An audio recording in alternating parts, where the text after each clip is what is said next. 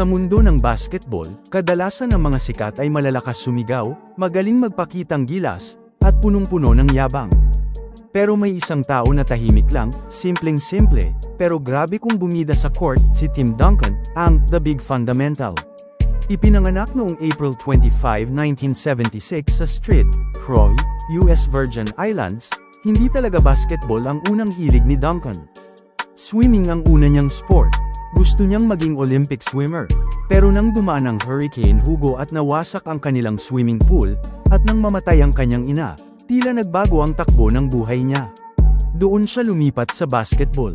At kahit late siya nagsimula, kitang-kita agad ang potential niya. Sa kolehiyo, naging standout siya sa Wake Forest University. Pagkatapos ng college, pinili siya ng San Antonio Spurs bilang first overall pick noong 1997 NBA Draft.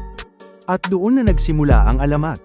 Kasama sina David Robinson, Tony Parker, at Manu Ginobili, pinangunahan niya ang Spurs sa 5 NBA championships. Hindi siya flashy, walang pakyot, pero ang footwork, ang depensa, at ang IQ niya sa laro, ibang klase.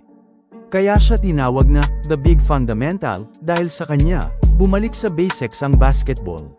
Off the court, tahimik, walang drama, wala sa chismis. Pero pagdating sa laro, parang professor na nagtuturo ng basketball 101. Retired na siya noong 2016, pero ang legacy niya, hindi malilimutan.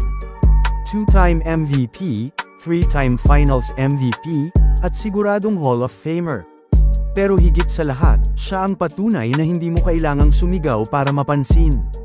Minsan, ang pinakatahimik, sila ang tunay na malakas.